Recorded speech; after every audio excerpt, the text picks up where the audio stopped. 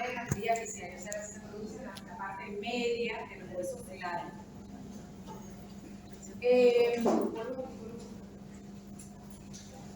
Si el traumatismo a nivel de muslo, como resultado vamos a tener una fractura de biciaria de femur, ¿sí?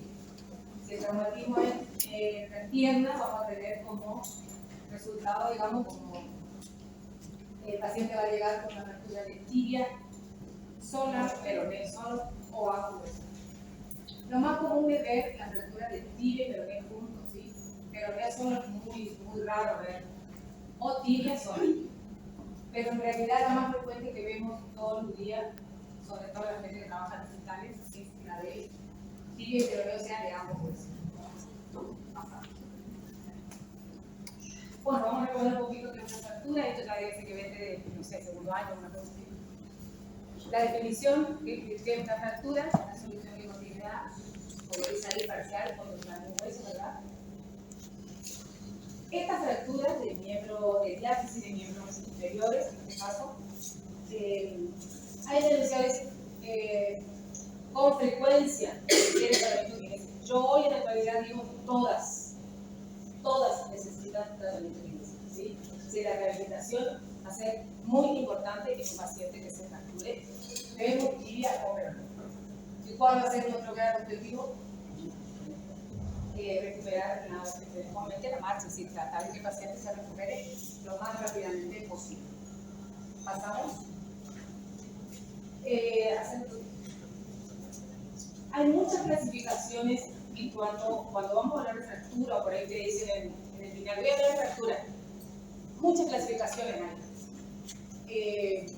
Según el mecanismo, todos sabemos que hay dos mecanismos que van a producir la fractura en huesos largos. El mecanismo directo, que es cuando, en el caso de los accidentados, por así decirlo, en este caso, ya en la fotito, el vehículo impacta sobre la pierna, vamos a tener como resultado fractura de pierna, de tibia, o bien a nivel de femur. Entonces ahí estamos hablando de un mecanismo directo, ¿sí? Cuando impacto directo sobre el hueso. El mecanismo indirecto, estamos hablando de un movimiento muy brusco del paciente. Por lo general, creo que uno de los más comunes es el fútbol, cuando el paciente hace rotación muy brusca sobre el pie apoyado, y tenemos como resultado una fractura de tipo esquiloide, ¿sí? Esos entonces son los mecanismos, la clasificación según los mecanismos. Cuando tenemos un paciente con fractura, tenemos una plaquita para mirar, ¿no? Y en esa plaquita podemos observar qué tipo de trazo tiene la fractura. Por lo tanto, según el trazo, se va a clasificar en transversal, oblicua, espiroidea, que es la que dijimos recién, se puede dar un movimiento brusco, en ala de mariposa, y la última, por minuta, cuando ya hay muchas porciones de hueso, digamos, muchos huesitos rotos, ¿sí? Tenemos, según la etiología de la según la etiología, las fracturas se van a clasificar en traumáticas o las habituales que vemos nosotros, no solamente en los accidentes, vemos que se cae de caballo y viene por huesos largos rotos, vemos, o sea, muchos mecanismos que van a producir la fractura de tipo traumático, o sea, la que vemos comúnmente nosotros. Pero también tenemos las patológicas, ¿sí?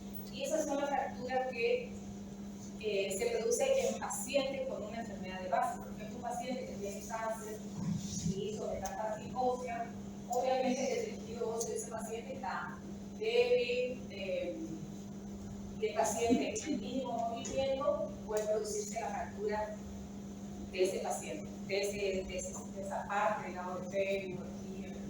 Por lo tanto, vamos a tener acceso a la fractura patológica. Y la última, que es por estrés, es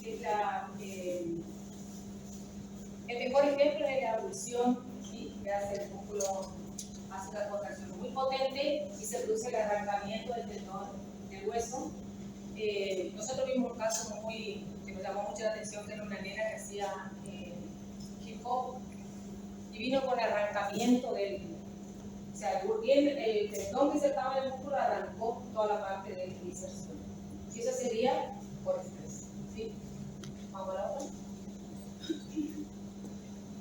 Cuando miramos la placa, podemos observar este tipo de desviación O sea que también vamos a clasificar según la dirección del fragmento rugoso.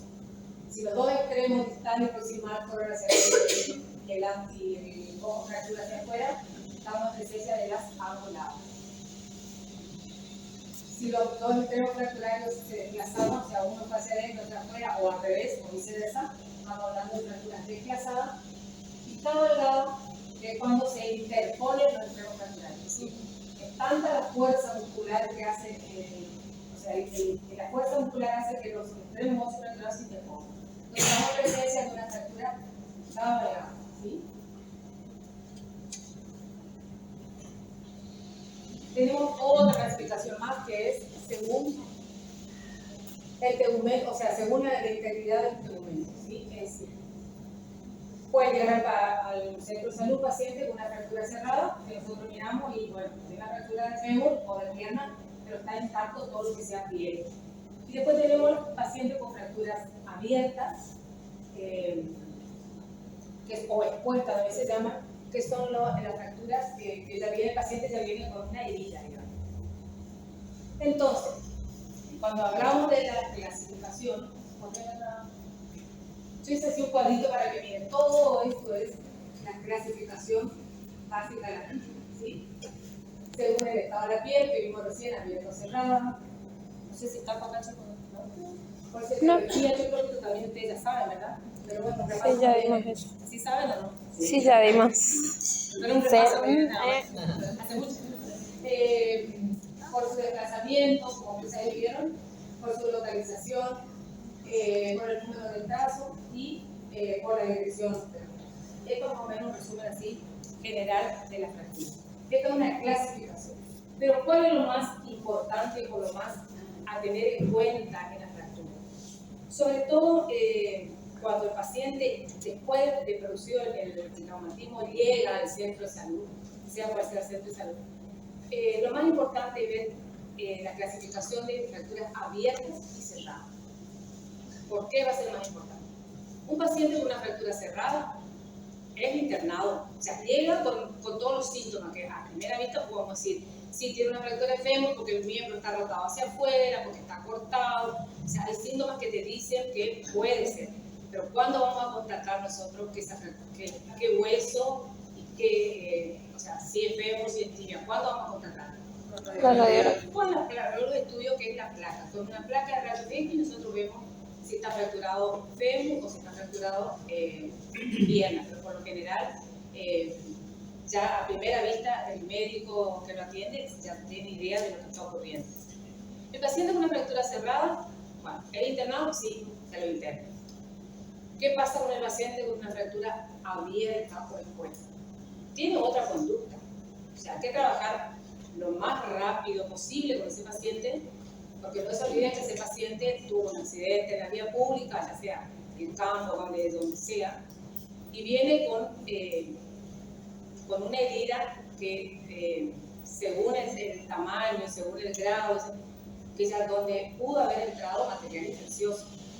Entonces, ese paciente automáticamente tiene que ser sí o sí llevado a quirófano. Porque ¿qué ocurrió? ¿Por qué me la otra? ¿Qué ocurrió en la piel? Primero dice bien, explique la definición. Las fracturas abiertas o expuestas son aquellas con el foco de fractura están directamente o indirectamente en contacto con el exterior. O sea, el foco de fractura se puso en contacto con el exterior. Y al ponerse en contacto con el exterior hubo ingreso ahí de muchas cosas. Dentro de esas, gérmenes, bacterias, virus, todo eso es contaminante para el paciente. ¿Qué pasó? Hubo lesión de piel, tejido celular subcutáneo, músculo, vasos y nervios. Todo eso se puede lesionar a la hora de cuando el paciente sufre traumatismo o el accidente, digamos, ¿sí? Entonces, el tratamiento va a ser totalmente diferente o la conducta a seguir va a ser totalmente diferente porque el paciente con una fractura expuesta abierta debe ingresar a quirófano urgente. ¿A qué? A hacer todos los lavados quirúrgicos, a curar esa herida. Allí se hace el desbridamiento de las heridas, se saca todo tejido destrozado, toda basura, toda mugre que pueda haber de la calle, de la vía pública. No se olviden que el piso de la calle es lo más sucio que hay Entonces, eso se pone en contacto con el medio interno del paciente y lo más temido por los traumatólogos, por los médicos, por el servicio, digamos, es la posterior contaminación o infección que pueda llegar al hueso, a la osteomielitis, y eso es muy difícil de curar. ¿Seguimos con la otra? Cuando el paciente llega al hospital o a centro de salud, llega con una herida, siempre hablando de heridas de fracturas expuestas o abiertas, llega con una herida, ¿sí? Esa herida puede ser chiquitita o puede ser grande. Obviamente siempre va a estar quirófano y siempre se va a hacer todo lo que hay que hacer en el primer momento, que es lavado quirúrgico.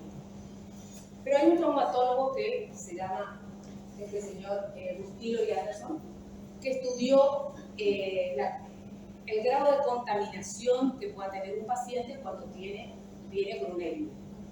Entonces, a mayor herida, mayor contaminación y mayor complicación posteriormente con ese paciente. ¿Y qué observó él? ¿Cómo clasifica él? A las heridas le clasifica grado 1, 2 y 3. 1 estamos hablando de una herida de menos de 1 centímetro, o sea, una herida chiquitita, y en esa herida va a haber una contaminación mínima y la afección de parte blanda va a ser mínima también. La condilución a nivel óseo va a ser mínima. O sea, si viene un paciente con un grado 1, todavía estamos bien, digamos. Yo le explico esto porque en la carpeta del hospital escuela, por ahí viene el chico y dice, ¿qué es este Bustillo y Anderson 2? ¿O qué? Entonces el diagnóstico dice, fractura expuesta, Bustillo grado 2. Entonces ahí ya nos estaba dando una noción de la gravedad del caso. El grado 2, cuando tenemos 1 centímetro o mayor a 1 centímetro, una contaminación moderada, la afección de parte blanda es moderada también, puede haber ya daño muscular en el grado 2, ¿sí? Moderada con minución. El grado 3 lo puede resurgir, pero en realidad estamos hablando de una herida mayor de 10 centímetros, o sea, ya bastante grande.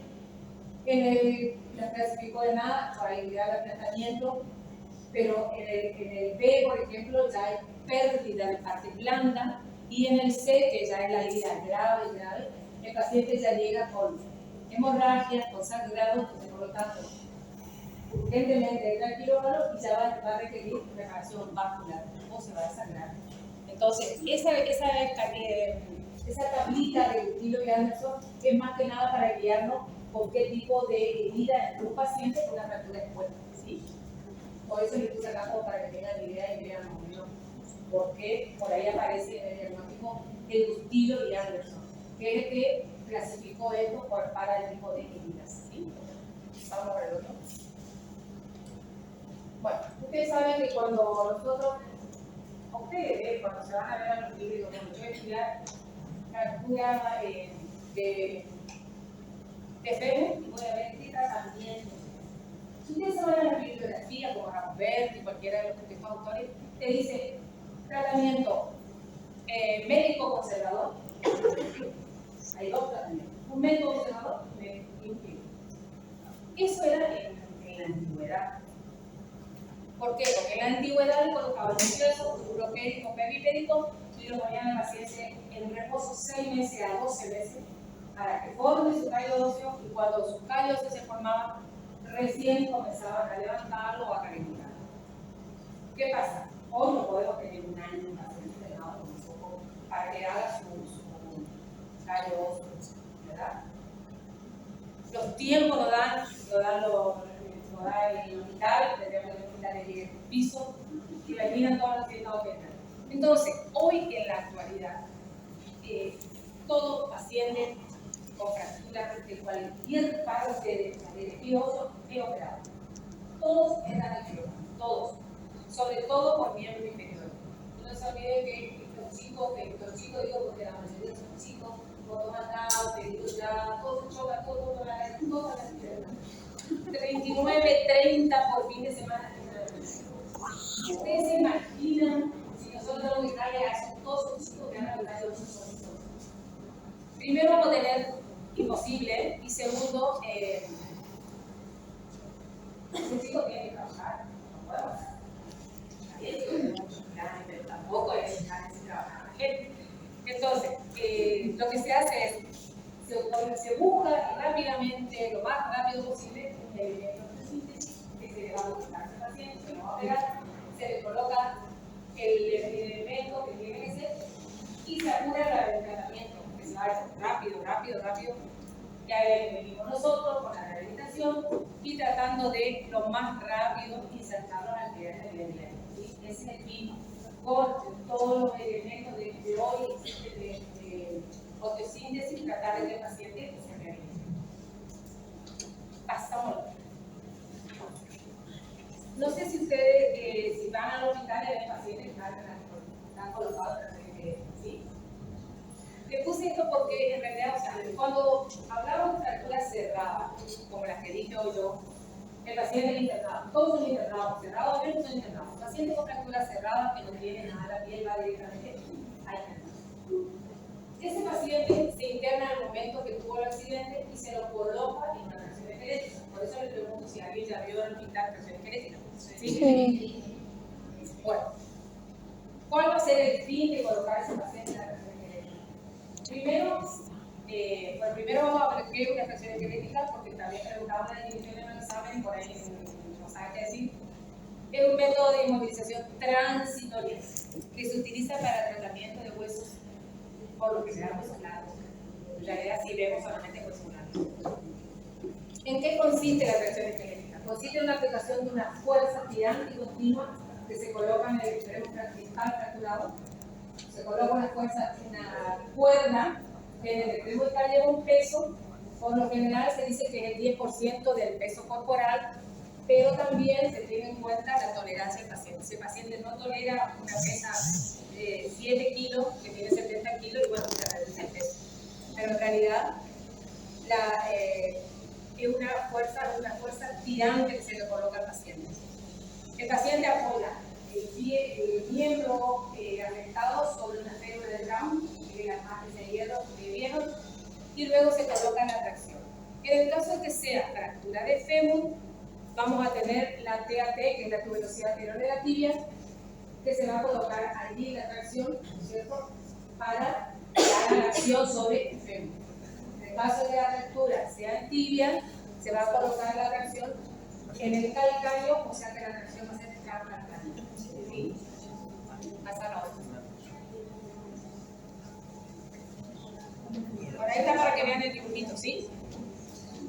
Bueno, esa es la férula del Brown, ¿verdad? Y ahí está. En este caso es una fractura La tibia. ¿Por qué? Porque el calcáneo, por el calcáneo pasa el clavito, luego del clavito se coloca el estribo, ven arriba, por favor, el estribo, y del estribo se cuelga la cuerda por el peso, ¿sí? Esa es para una fractura de pierna, en este caso, ¿no es cierto?, sea de tibio también, con una tracción transversal, esquelética transversal. Pasamos a la otra. Y esa es la que se hace a ver, fíjate, la tibia, que es para las fracturas de fémur. ¿Vieron? ¿Entienden o no? Sí. Sí. Pero si ya vieron, ya van a poner, si vieron. Bueno, ¿cuál es la función de la tracción esquelética? Hay acciones que sí son importantes alinearlos entre los huesos fracturados, sobre todo cuando tenemos una fractura alargada como región, que separa y hace que se pongan en contacto los extremos fracturados, relaja el músculo, porque el músculo cuando viene se corta, se contrae, y obviamente el paciente tiene alivio del dolor. Pero en realidad nosotros en el hospital las tracciones esqueléticas se están usando hasta que el paciente consiga su elemento fotosíntesis. Hay pacientitos, sobre todo estos chicos que yo les digo que tienen accidentes en la vida pública, no tienen obra social, no tienen cómo conseguir un clavo, una medular. Por lo tanto, están a veces hasta 3 meses. Todo ese tiempo el paciente está con la pierna en tracción esquelética. Es todo un sistema, en realidad el problema acá es la parte económica, porque si el paciente tiene un instrumento medular para colocarse y está bien, en perfecto estado, el paciente entra al quirófano, se coloca el medular y se va a casa. Pero en el hospital están todos los pacientes justamente que no tienen obra social y que no pueden comprar tienen que esperar que venga servicio social, haga una nota, manda salud pública llama a otros proveedores que cobran pasándole compra, mandan al hospital. Todo ese tiempo pasa 60 días y el paciente sigue internado por la atracción intelectual. O sea, toda esa función que dice ahí está todo perfecto, pero en el hospital sirve para qué? Para esperar el evento. Más que nada. De un momento, fíjense, de un momento que no había más pacientes, había pacientes que no tenían pacientes, no se veía una vida, pero era porque todos estaban esperando funciones. Entonces, en realidad, pero sí, las funciones, cuando se preguntan en la mesa, aliviar los nervios, relajar la musculatura y por lo tanto va a aliviar el dolor. Bueno,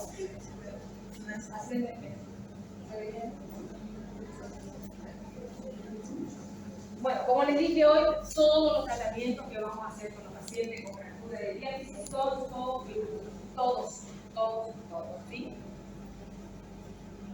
Yo quiero que les quede claro, chicos, que el endomedular se va a colocar solamente en hueso largo, ¿sí? En hueso largo como tibia y como fémur. En peroné, no se pone endomedular. ¿Qué se hace con un peroné que está fracturado? En el caso de una fractura de la diálisis de la pierna, tenemos ambos los fracturados, se coloca el endomedular en la tibia y al peroné se lo deja solito. El peroné se encarga de buscar sus partes rotas, de unirse, de formar el calloso y se arregla solito. ¿Por qué? Porque la tibia le está haciendo el endomedular. ¿Entienden? Entonces, peroné no lleva diálisis, no lleva nada. ¿Cuándo se coloca elementos de síntesis en el peroné?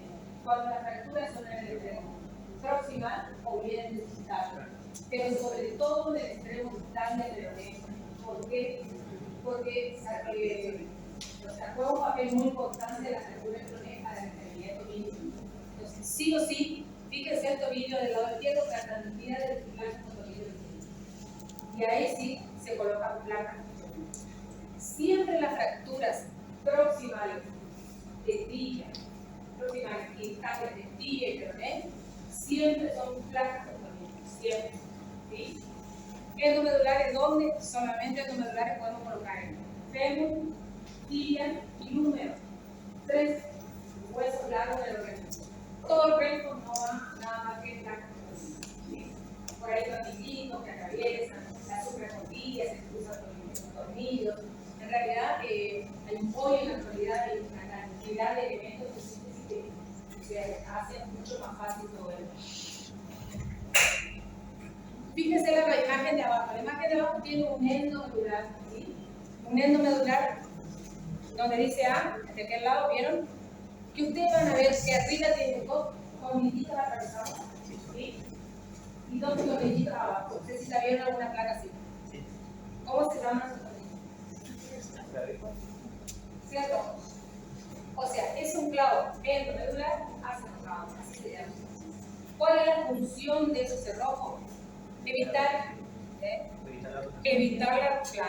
la rotación del clavo dentro del tratamiento. ¿En qué consiste un clavo endomedular? Consiste en colocar un clavo en el espacio medular de la pierna, en este caso. En el fémur se hace al pie de los trocantes mayores. Se hace un orificio, un taladro, se hace el trenzado, que quiere decir que con un taladro se va a ir aumentando el canal medular para que entre el clavo que debe dar ese poder.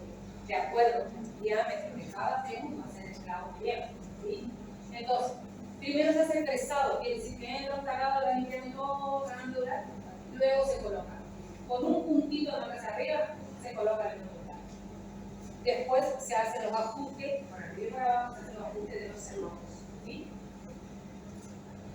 Entonces, ustedes van a ver ahí que el endomedular, el fémur, entra en el trocante, por lo tanto no hay una gran cirugía, sino espacio de pierna.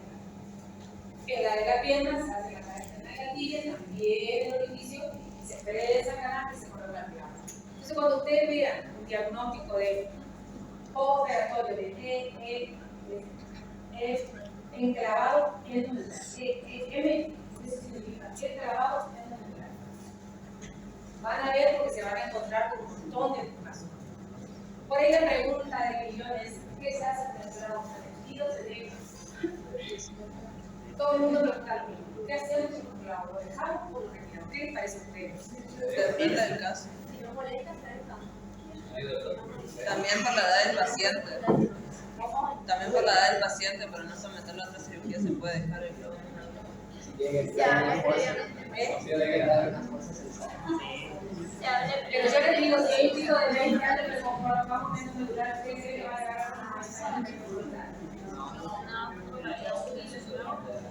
porque el clavo tiene una vida útil, exactamente, entonces no podemos darle una vida con un clavo. En realidad también se cree que a la larga el género medular puede producir problemas vasculares dentro del canal. Entonces, un determinado tiempo, así, bueno, el médico dijo, vení dentro de 3 o 4 años, te puedo sacar si ustedes. Y por ello lo siguen haciendo. ¿Sí? Una duda. Lo que se saca entonces son los clavos, lo que se deja siempre que no mure con esos años son las placas de tornillo para hacer una diferencia. La que tenemos siempre se sí, por lo que me hace electro, pero en realidad, yo estoy hablando de eso, la apoyo y la no, es para hacer una diferencia. me caí con otro. En realidad, si se puede sacar y se saca todo perfectamente, se saca todo. Pero si se consigue. Hay veces que dicen, no, a mí no me molesta, no me duele nada, que se saca, que se saca. ¿Entienden? Eso depende también del farmacólogo, del paciente, de lo que te pueda molestar o no. Pero hay pacientes que tienen 10 años de clavo molecular, donde lo van a rehabilitar, y al año 11, digamos, viene con migración del material. O sea, se alojó todo, y hay que entrar y sacar, y no es lo más. Bueno, estamos hablando entonces todo de la vida que va así.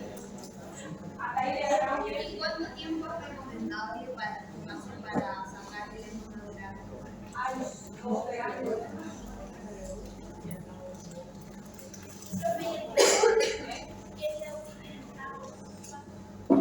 Pasa que no es que se dice dentro de 10 años ya son. El clavo, primero si no hay un compromiso, se puede dejar. Pero por lo general se cree que no pasa los 20 años de edad. Vos tenés 20 años, pero 40 años ya no tenés que ser más pesado. Pero ahí pueden pasar muchas cosas, ¿entendés? Todo el traumatólogo, el pedagógico, el traumatólogo. Todo lo que le estoy diciendo ahora es para la fractura cerrada, sí, fractura cerrada. Cuando el paciente llegó, bueno, y ahí vieron, sí, todo lo que sea, extremo distal de la tibia y del peroné, vieron que lleva placas con tornillos. Esas son placas con tornillos. ¿Por qué? Porque están muy cerca de la articulación del tobillo y para estabilizar ese tobillo se necesita. Fíjense la cantidad de metal que tiene la placa de arriba. Un montón de tornillos con una placa larga, ¿sí? Eso también, una vez que se forma bien, que hay un buen calioso, una buena consolidación, no siempre puede retirar. Es impresionante, una variedad de lo que viene adentro, una buena. Y la otra, Robocop, parece que no. Estamos hablando de fracturas cerradas. ¿Qué pasa cuando llegó al paciente con una fractura abierta al hospital que yo le dije, urgente llegó a quirófano? Ese paciente, como hay una herida abierta, no se le puede colocar hemomedular hasta que no esté totalmente curada su herida. ¿Sí? Por lo tanto, esos huesos rotos que están adentro de su pierna o de su muslo, hay que estabilizarlos. ¿Y con qué lo vamos a estabilizar? Con los tuctores internos, que es lo que está acá al costadito. ¿Sí? Acá al costadito, ¿vieron que hay una herida? ¿Qué nos permite el tuctor interno? Nos permite curar esa herida todos los días y ver la evolución de esa herida. ¿Sí? Esa herida puede ser buena, pero se transforma en una herida grave. Entonces, es una herida que va curándose todos los días, en el quirófano se la lava, se la cura, se le va sacando todo el material necrótico y una vez que cicatrizó totalmente, el paciente ingresa al quirófano y se coloca en el otro. Creo que es una reacción crítica. ¿Cómo? No, la reacción es crítica. Porque El paciente con heridas graves, sí, con heridas abiertas. porque Vos lo único que podés ponerle al paciente es un tutor externo, vos no le podés hacer una tracción a esa pierna porque está con una herida. y, o sea, como que se abre la herida. Claro, no le permitís a la herida que haga su evolución rápida para cicatrizar. Profe, pero ¿y si tiene que estar a la espera mucho tiempo de un elemento de osteosíntesis después de que cicatrizó? Con tutores tengo tuvo 3 meses. Ah, tranquila. Para ellos el tiempo lo tienen. Estuvo. Entonces, el otro elemento de osteosíntesis que van a ver por ahí, lo que vamos a conocer es los tutores externos. ¿Qué hacen los tutores externos? Mantener los extremos fracturados alineados, digamos, ¿sí? Tratar de mantener el eje de la pierna en este caso, permitir que se cure esa herida, y una vez que esa herida se curó, que puede quedar de 20 días, 5 por semana, ahí recién se lleva ingresa al paciente al quirófano y se le coloca el endomedular en la tibia. ¿Cuántos días? ¿Cómo? ¿Cuántos días? 20, 25 días más o menos de la evolución de la herida. Una vez que cicatrizó bien, pero ¿qué pasa si no cicatriza bien y se va y empeora grave? ¿Qué vamos a colocar en ese paciente? ¿Qué se va a colocar si una herida grave? Ah, el que dimos la clase pasada. Chicos, di lo que diga la clase. Sí. Entera. ¿Quién fue? Póngale. ¿Quién te dio la escuela? ¿Nadie? ¿No le gustó? Sí, ahí no se le tocó. Nosotros vimos en el perro, en el berrando. Pero la caserita. Yo. La caserita.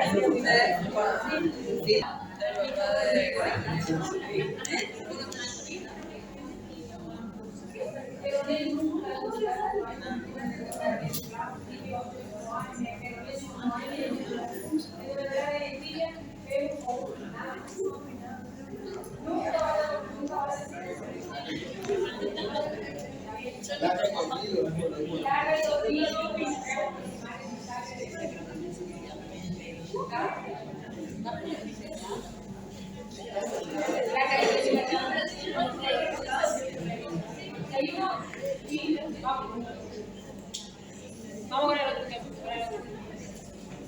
Bueno, acá entramos nosotros a trabajar los kinesiólogos, ¿sí?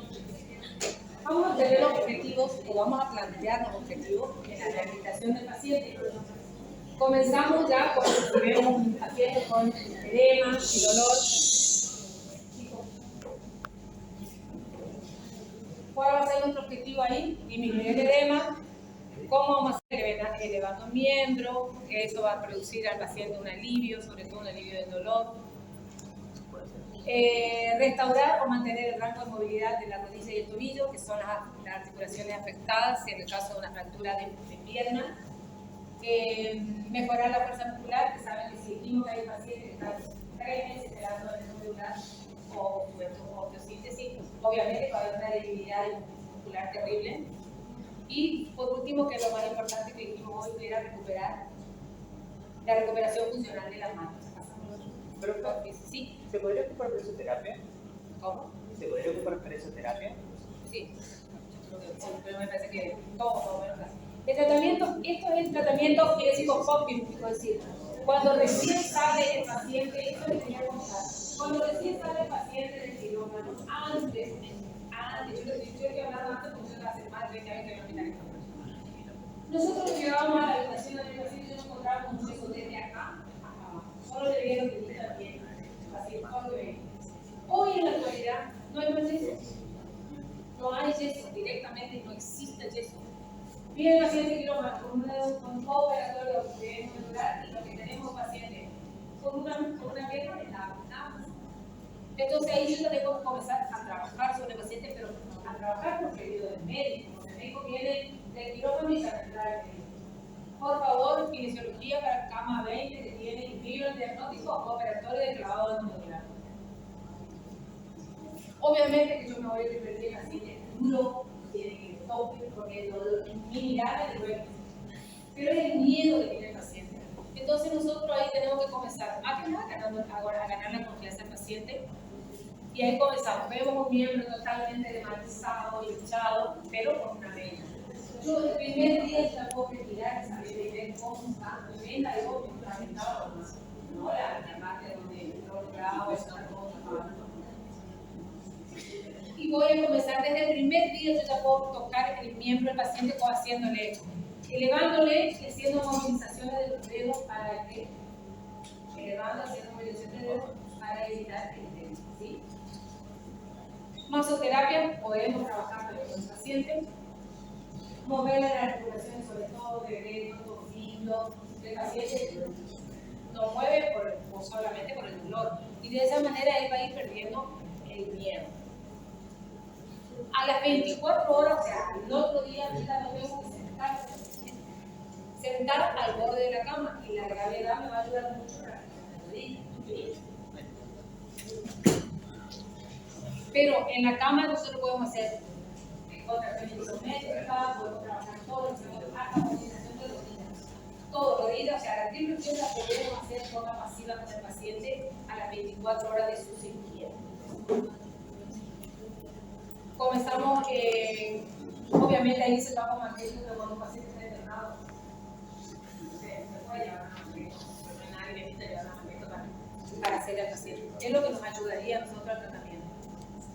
Pasame la otra. Pero más llegando a la posibilidad de hago hincapié que el paciente tiene que ser demandado a las 48 horas. El paciente tiene que estar sentado. En mayo le puedo hacer la bipeditación con el pie sano, sin apoyar el pie enfermo, en este caso operado. Y como vamos a utilizar las muletas, siempre el paciente joven vamos a utilizar las muletas. Por lo tanto, 48 horas y el paciente se tiene que estar parando. En la pierna sana, pues se tiene que estar parando. Comenzaríamos, ¿cierto? Ahora en realidad permite mucho antes la descarga de peso porque todas las técnicas que vienen con clavos, con acerrojo, que son clavos de metal, que tienen un material y los tornillitos de arriba son cerrojos como para que el paciente pueda hacer descarga lo más temprano posible. Porque ahí dice 4 a 6 semanas que no se podía apoyar. Hoy en la actualidad se puede apoyar.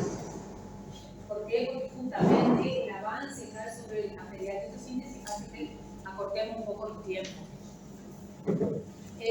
Luego va a poder hacer una descarga parcial, ¿cierto?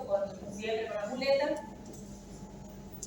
Siempre el médico va controlando las formaciones caliosas, porque nosotros no vamos clavando en el lugar y quedan los extremos o se calcula que quedan en contacto, pero eso sí tiene que estar, tiene que formar un callo alrededor, que es lo que el médico va controlando. Pasa que en el hospital es muy difícil de seguir el paciente, porque el paciente 48 horas, un poquito más, se va a dar a la casa. Y de ahí tiene que hacerse ginecología y quizás se vaya a un lugar cerca de la casa, porque no sea tan lejos, o sea, responde del interior, entonces por eso tenemos todos. Pero lo que está por acá más o menos vemos que la mayoría tiene una muy buena evolución con los rayos, con los clavos endomedulares. Algunos también se van, se pierden y no vienen nunca más, y cuando vienen está todo el estado exacto. Estaba peleando un caso clínico con respecto a eso. Y bueno, y ahí como dice ahí en progresión, como dije recién, viendo la evolución del callo, cuando el médico ve que está todo completito, ya se soltó, bueno, ahí sí sacamos la completa. Y ahí comenzamos nosotros con el entrenamiento de la mano. Ese sería más o menos. ¿Y a partir de cuándo se recomienda la descarga de peso? Cuando se forma 4 a 6 semanas, el callo. En realidad, 2 semanas y media, 3, estamos haciendo la descarga parcial continental. ¿Cuándo vamos a hacer la total? Cuando hagan donde definitivamente su callo, eso va a ir controlándose con la carga de la. Profe, ¿esa etapa de reentrenamiento de la marcha y demás se hace acá en el hospital o No, se deriva hacia no, se va a hacer, por general mandamos el CAL al otro lado, nosotros no. Bueno, nosotros también tenemos que tener en cuenta las complicaciones que podemos tener en la cantidad de diálisis de huesos claros, ¿sí? Ahí dice las más frecuentes, síndrome compartimental, pseudoartrosis, de pierna. Pero la más vista con nosotros, digamos, la más frecuente en el hospital, es la osteoartrosis. Esa es la más. El paciente se va y vuelve, y cada que viene, y habrán visto que se ve la tarjeta del hospital, paciente que vuelve a ingresar por presentar su curación de herida, punto flebótico de herida. Y es la causa más común, digamos. ¿Eso es más frecuente en adultos? La pseudoartrosis. No, en realidad no es frecuente en adultos. En realidad es frecuente en la persona dejada que nunca más vino a control.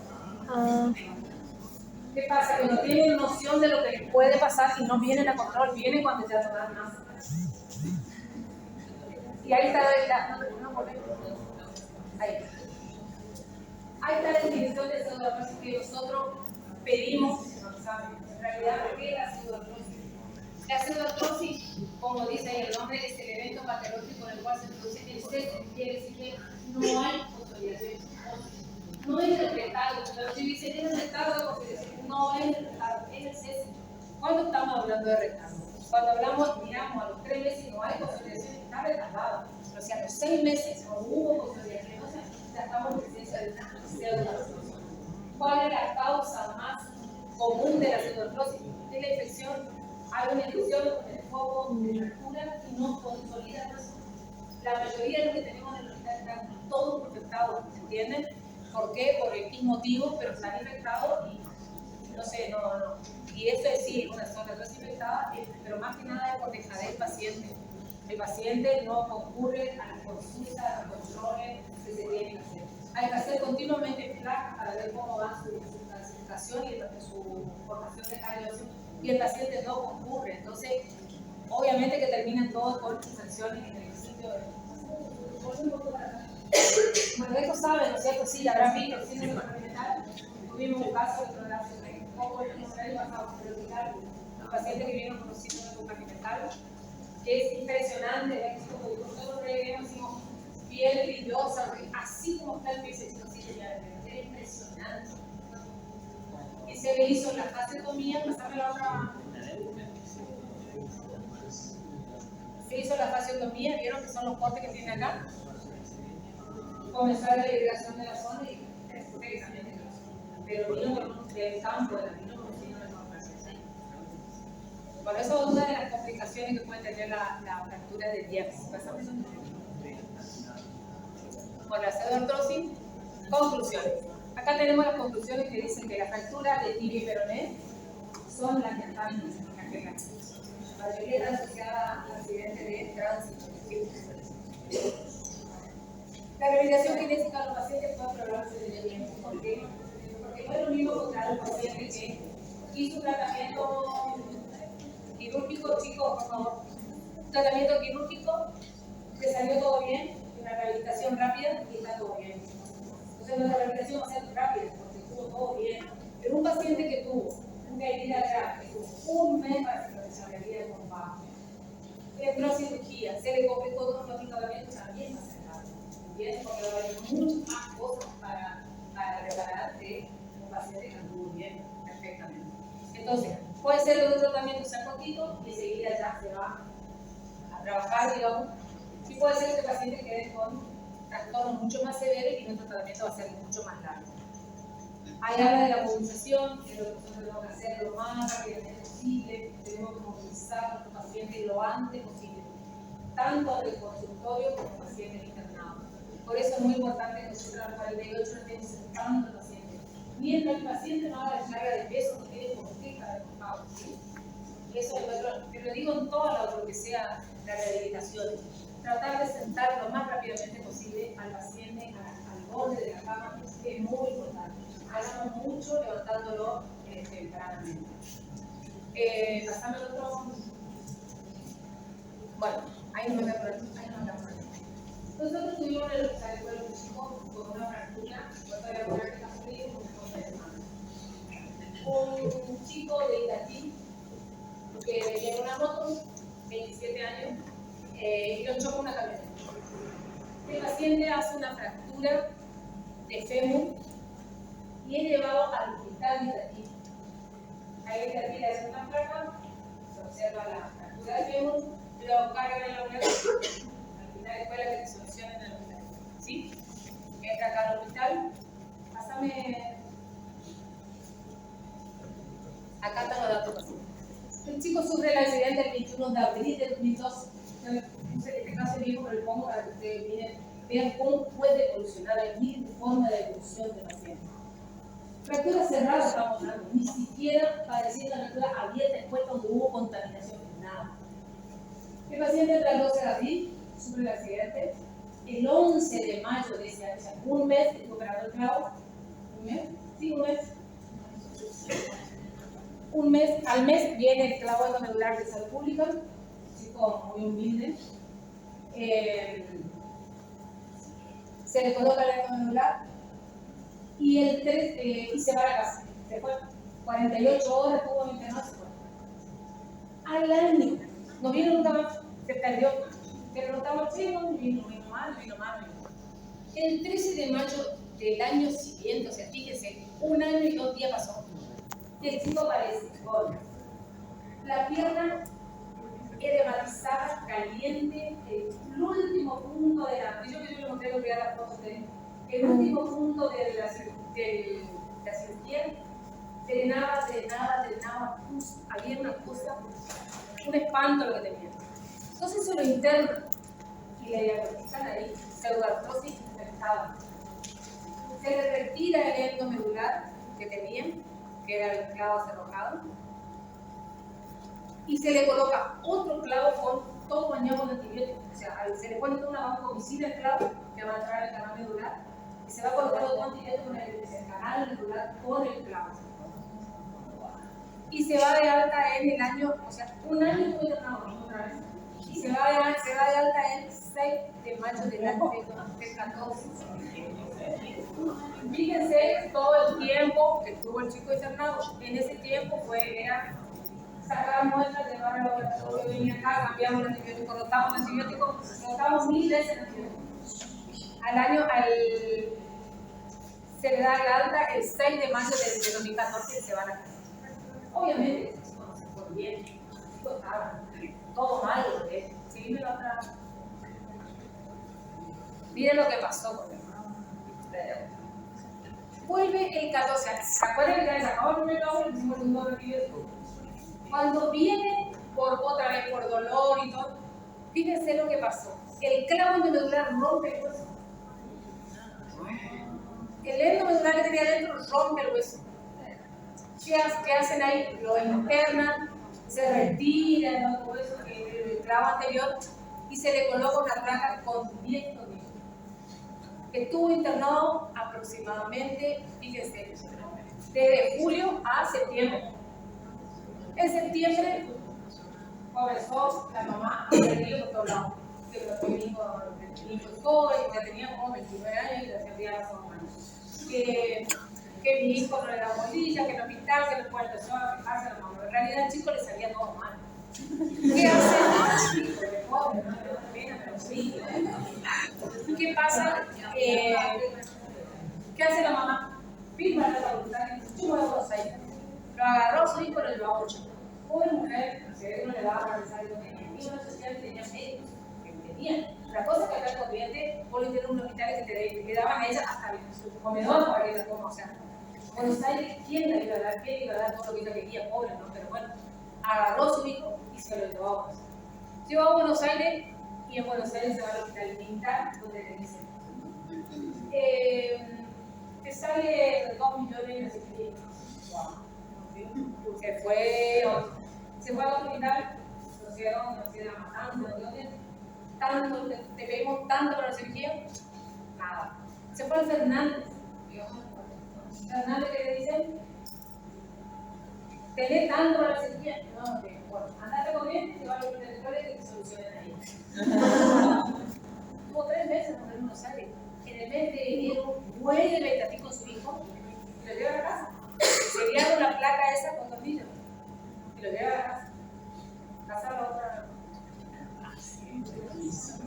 Miren, en el 2015, otra vez dolor, se le saca la placa, pero como ya vieron que ya estaba un poco más derechito el eje, le colocan otro endomedular. Otra vez se toma la muestra de cultivo, se le coloca otra vez en la placa de antibiótico, entonces está dentro del canal medular. Cuando se le coloca ese hilo medular, sale un coágulo de no sé dónde, hace un tronco a nivel pulmonar, toda una complicación, una terapia intensiva. Bueno, pobre chico, ¿no? Sale de terapia intensiva, bueno, pasame la otra pregunta. Bueno, ese chico se llama Jorge, Se llamaba. claro, se llama. No, de